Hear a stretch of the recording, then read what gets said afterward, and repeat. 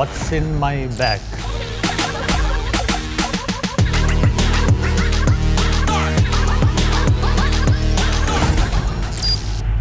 I'm Priyantha Bandara, landscape travel photographer කෙනෙක්, ඒ වගේම architectural interior කරන photographer කෙනෙක්.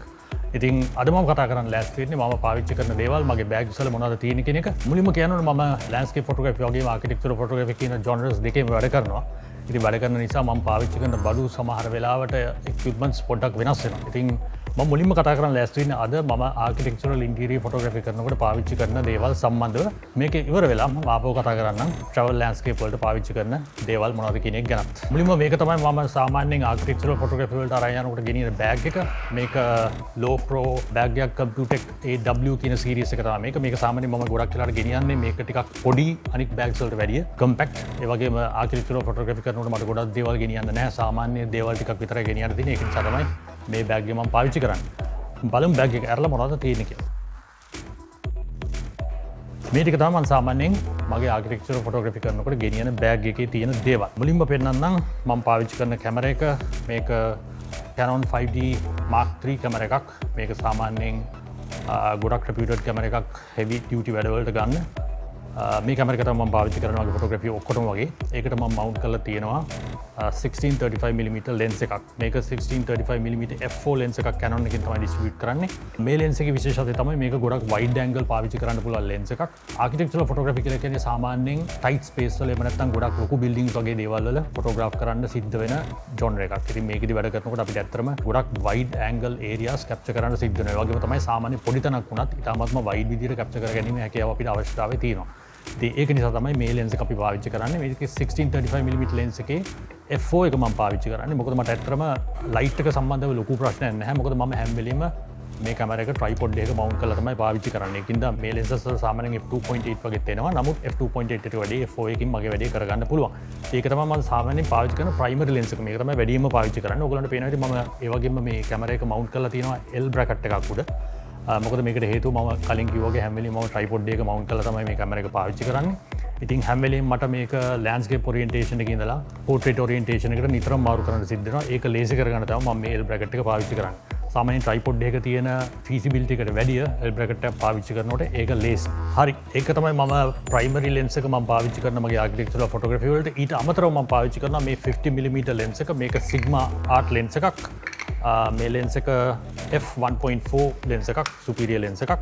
මේක ඇත්තටම පාවිච්චි කරන්න විශේෂ හේතුවක් තියෙනවා. ඒක තමයි සාමාන්‍යයෙන් මම ආර්කිටෙක්චරල් ෆොටෝග්‍රැෆි කරනකොට ගොඩක් වෙලාවට මට ෆොටෝග්‍රාෆ් කරන්න සිද්ධ වෙනවා ඩීටේල්ස්. ඒ කියන්නේ ගොඩක් වෙලාවට ෆර්නිචර් වල ඩීටේල්ස්, ෆැබ්‍රික් වල ඩීටේල්ස් ඒ වගේ දේවල් ගන්න වෙනවා ඉන්ටීරියර් ඩිසයිනර්ස්ලත් එක්ක වැඩ කරනකොට. ඊට අමතරව සමහර වෙලාවට පුද්ගලික ෆොටෝග්‍රාෆ්ස් ගන්න සිද්ධ වෙනවා. ගොඩක් වෙලාවට ඔය හොටෙල්ස් වල හොස්පිටැලිටි ඉන්ඩස්ට්‍රි එකේ ෆොටෝස් ගන්න වෙලාවට මේව ගන්නත් වෙනවා. ඉතින් මේ වැඩ දෙකටම මේක හොඳයි. මොකද මේ ලෙන්ස් එකේ පර්ස්පෙක්ටිව් එක ගොඩක් අපේ නැචරල් ඇස් වලට පේන පර්ස්පෙක්ටිව් එකට සමාන නිසා ඩීටේල්ස් වගේ දේවල්, ලයින්ස් වගේ දේවල් හරි ස්ට්‍රේට් කැප්චර් කරගන්න පුළුවන් මේ ලෙන්ස් එක පාවිච්චි කරලා. මේක Sigma f1.4 50mm ලෙන්ස් එක. එතකොට ඒ ලෙන්සස් දෙක තමයි මූලිකව මම පාවිච්චි කරන්නේ ආර්කිටෙක්චරල් ෆොටෝග්‍රැෆි වලට. ඊට අමතරව ප්‍රධාන වශයෙන් මම පාවිච්චි කරන තව ඉක්විප්මන්ට් සෙට් එකක් තමයි ලයිටිං. ඒ කියන්නේ අපි ආර්කිටෙක්චරල් ෆොටෝග්‍රැෆි කරනකොට සමහරවිට අපිට එක්ස්ටර්නලි අපේ බිල්ඩින්ග්ස්, අපි රූම්ස් එහෙම ෂූට් කරනකොට ඒව ඇතුලේ පොඩ්ඩක් එක්ස්ටර්නල් ලයිට් අප් කරන්න සිද්ධ වෙනවා. ඒකට මම පාවිච්චි කරන අතරම ලයිට්ස් දෙකක්. පළවෙනි එක තමයි මේක hot shoe flash එකක්. ඒ කියන්නේ කැමරා එකට මවුන්ට් කරන ෆ්ලෑෂ් එකක්. මේක Canon 430EX2 කියන ෆ්ලෑෂ් එක. අතර මට සාමාන්‍යයෙන් ෆ්ලෑෂ් එකකින් අවශ්‍ය කරන ඇඩ්වාන්ස් ෆීචර්ස් ගොඩක් පාවිච්චි කරන්න අවශ්‍ය වෙන්නේ නැහැ. මොකද මම ගොඩක් වෙලාවට මැනුවල් තමයි එක්ස්පෝස් කරන්නේ ෆ්ලෑෂ් එක. මේක එක ෆ්ලෑෂ් එකක්. ඊට අමතරව මම තව ෆ්ලෑෂ් එකක් පාවිච්චි කරනවා. මේක Godox AD200 Pro කියන ෆ්ලෑෂ් එක. මේක ඇත්තට මම ගොඩක් කැමතියි.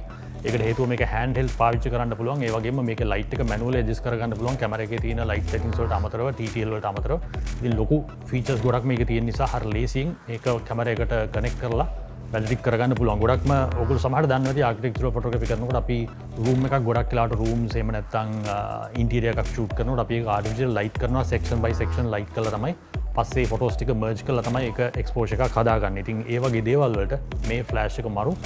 ඒක නිසා තමයි මම මේ ෆ්ලෑෂ් එක පාවිච්චි කරන්නේ. මේ ෆ්ලෑෂ් දෙකම සාමාන්‍යයෙන් මම කැමරා එකට මවුන්ට් කරන්න එහෙම නැත්නම් කනෙක්ට් කරන්න පාවිච්චි කරන්නේ එන්න මේ ට්‍රාන්ස්මීටර් එක පාවිච්චි කරන්නේ. මේක Godox X2T කියන ට්‍රාන්ස්මීටර් එක. මේක ඇත්තටම ෆ්ලෑෂ් 5ක් යනකම් කනෙක්ට් කරන්න පුළුවන්. හැබැයි මම ඉතර සාමාන්‍යයෙන් මම වැඩ කරනකොට ඉතර ලයිට්ස් ගන්න පාවිච්චි කරන්න අවශ්‍ය වෙන්නේ නැහැ. නමුත් මේකේ ගොඩක් ෆ්ලෙක්සිබිලිටි එක තියෙනවා. මට මේ ෆ්ලෑෂස් දෙක වගේම තව අවශ්‍ය ෆ්ලෑෂස් තියෙනවා නම් එළියෙන් කනෙක්ට් කරලා යස් කරන්න. ඒකත් එක්ක මම ඒ ගොඩක්ස් ෆ්ලෑෂ් කිට් එකට යස් කරන ඇක්සෙසරි කිට් එකක් තියෙනවා. මේක ගොඩක්ස් එකකින් මේන් ඔරිජිනල් ඇක්සෙසරි කිට් එකක්.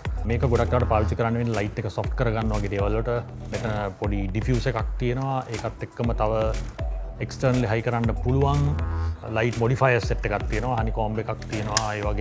ඒ වගේ මොඩල්ස් කීපයක් මේකත් එක්කම තියෙනවා. මේක හරි හැන්ඩි. මොකද ෆ්ලෑෂ් එකත් හරි පෝටබල්, නිතරම ඕන තැනක ගෙනියන්න පුළුවන් ලෙවල් එකක් නිසා ඇක්සෙසරි කිට් එකත් ඒ විදිහටම තමයි ඒගොල්ලෝ හදලා තියෙන්නේ. ඒක හරි ලස්සනට ඩිසයින් කරලා තිනවා. ඒකත් එක්කම ස්නූට් එකක් වගේ දේවලුත් මේකත් එක්ක හම්බ වෙනවා. ඉතින් මේ කිට් එකත් මම සාමාන්‍යයෙන් අරගෙන යනවා යන තැනක.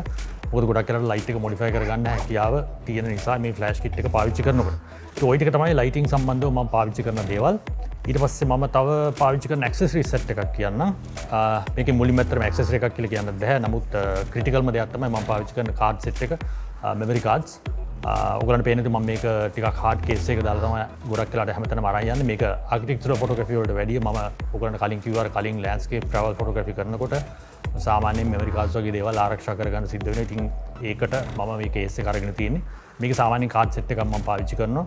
කාඩ්ස් ගත්තාම මම ඇත්තටම ගොඩක් වෙලාවට බලන්නේ කාඩ්ස් වල කැපැසිටි එක ඉච්චර ලොකු කාඩ්ස් මම පාවිච්චි කරන්නේ නැහැ. මොකද ඒකට හේතුව මම ෆොටෝග්‍රැෆි විතරයි කරන්නේ. මම වීඩියෝග්‍රැෆි ගොඩක් වෙලාවට කරන්නේ නැහැ. ඉතින් මට සාමාන්‍යයෙන් එහෙම ලොකු කාඩ්ස් වල අවශ්‍යතාවයක් නැහැ. මං ගාව තියෙන වැඩිම කාඩ් එක ඇත්තටම 32GB කාඩ් එකක්. මේකේ ස්පීඩ් එක ගත්තාමත් සාමාන්‍යයෙන් වෙන්නේ 90 Mbps වගේ ස්පීඩ් එකකින් තමයි වැඩ කරන්නේ. මොකද මං කලින් කිව්වා වගේ මම වීඩියෝග්‍රැෆි ගොඩක් වෙලාවට කරන්නේ. ඒ වගේම ඇක්ෂන් ෂොට්ස් ගොඩක් කරන්නේත් නැහැ. මම කරන්නේ ගොඩක් වෙලාවට ස්ලෝ ෆේස්. ඒ කියන්නේ ආකිටෙක්චරල් ෆොටෝග්‍රැෆි ගත්තා, ලෑන්ඩ්ස්කේප් ෆොටෝග්‍රැෆි ගත්තා මම හැමෝම පාවිච්චි කරන මගේ ෂොට්ස් වල ස්පීඩ් එක ගොඩක් අඩුයි. ඒකෙන් මට බර්ස්ට් මෝඩ් එකේ වගේ ෂූට් කරන්න අවශ්‍යතාවයක් වෙන්නේ නැහැ ගොඩක් වෙලාවට. එහෙම අවශ්‍යතාවයක් තිබ්බොත් මම මේ වගේ කාඩ් එකක් පාවිච්චි කරනවා. හැබැයි ගොඩක් වෙලාවට මේ වගේ කාඩ් එකක් තමයි පාවිච්චි කරන්නේ. ඊට අමතරව මම ගාව තව බෑකප් කාඩ් සෙට් එකක් තියෙනවා. ඩ්‍රෝන් එකට අවශ්‍ය කරන SD කාඩ්ස් ඒ වගේ දේවල් තියෙනවා. ඒ ගැන මම ඊළඟ සෙක්ෂන් එකේදී කතා කරන්න මගේ ලෑන්ඩ්ස්කේප් ෆොටෝග්‍රැෆි ගැන කතා කරන වෙලාවට. ඉතින් කාඩ්ස් ගැන කියන්න තියෙන ඇත්තටම කාඩ්ස් මම ගොඩක් ලොකු කාඩ්ස් පාවිච්චි කරන්න හේතුව තමයි මම කැමති නැහැ එක කාඩ් එකකට ඩිපෙන්ඩ් වෙන්න. ඒ කියන්නේ ගොඩක් ෆොටෝස් එක කාඩ් එකේ පාවිච්චි කරලා ඒ කාඩ් එක කරප්ට් වෙලා හරි ඩැමේජ් වෙලා හරි ගියොත් මට ඒ කාඩ් එක නැති වෙන නිසා මම සාමාන්‍යයෙන් කරන්නේ නිතරම කාඩ්ස් මාරු කර කර තමයි ෂූට් කරන්නේ. ඉතින් මම ගොඩක් වෙලාට 32GB එහෙම නැත්නම් 16GB වගේ කාඩ්ස් එක තමයි ෂූට් කරගෙන යන්නේ. මේක ආකිටෙක්චරල් ෆොටෝග්‍රැෆි වලට වැඩිය සාමාන්‍ය ලෑන්ඩ්ස්කේප් වගේ කරනකොට කාඩ් එක ඩැමේජ් වෙන්න තියෙන chance එක වැඩි නිසා තමයි ඒක මම කරන්නේ. ඊට අමතරව මම ගාව සාමාන්‍යයෙන් මේක තව තියෙනවා බෑග් එකේ ඇක්සෙසරි සෙට් එකට අමතරව මම සාමාන්‍යයෙන් බැටරිස් අරගෙන යනවා. ඊට අමතරව සාමාන්‍යයෙන් එක්ස්ට්‍රා බැටරිස් අරගෙන යනවා කැමරා එකට අනිවාර්යෙන්. එක්ස්ට්‍රා බැටරිස් මං ගාව 3ක් තියෙනවා මේ කැමරා එකට. ඊට අමතරව තව වැදගත් ඇක්සෙසරි එකක් තියෙනවා. ඒක තමයි ෂටර් රිලීස් එක. මේකත් මම අරගෙන යනවා. මොකද මම ගොඩක් වෙලාට මම කිව්වා මම කැමරා එක පාවිච්චි කරන්නේ ට්‍රයිපොඩ් එක මවුන්ට් කරලා. ඒ මවුන්ට් කරලා ගොඩක් වෙලාවට එක්ස්ටර්නල් ෆ්ලෑෂ් එකකුත් පාවිච්චි කරන නිසා කැමරා එක ළඟ ඉඳගෙන නෙමෙයි මම ගොඩක් වෙලාවට කැමරා එක ට්‍රිගර් කරන්නේ. ඒක නිසා රිමෝට් ට්‍රිගර් එකක් තියෙන එක මට ඉතාමත්ම වැදගත්. මම මේක පාවිච්චි කරනවා.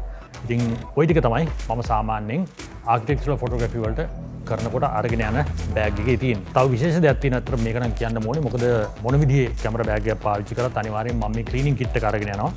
මේ ක්ලීනින් කිට් එකේ ගොඩක් වෙලාවට මං ගාව තියෙනවා මේ වගේ ඩස්ට් එක රිමූව් කරන අයිටම් එකක් තියෙනවා. ඒ වගේම ලෙන්ස් ක්ලීන් එකක් තියෙනවා. ඒ වගේම ක්ලෝත් එකක් තියෙනවා. මේ ටිකක් තියෙනවා. ඉතින් මේ වගේ දේවල් අපිට කොයි වෙලේ ඕන වෙලාවද කියලා කියන්න බෑ. සාමාන්‍ය ෂූට් එකක් යන අතරේදී වුණත් අපිට එක්ස්ටර්නල් එන්වයරන්මන්ට් එක වගේ ඉන්නවා නම් ගොඩක් වෙලාවට ෂූට් කරන්න සිද්ධ වෙනවා. බීච් එකේ වගේ තැන්වල ෂූට් කරන්න සිද්ධ වෙනවා. ආකිටෙක්චරල් ෆොටෝග්‍රැෆි කරනකොට හොටෙල්ස් වල ඔයගොල්ලන්ගේ වගේ වැඩ කරනකොට ගොඩක් වෙලාවට බීචස් වල අවුට්ඩෝර් ෂූට් කරන්න වෙනවා.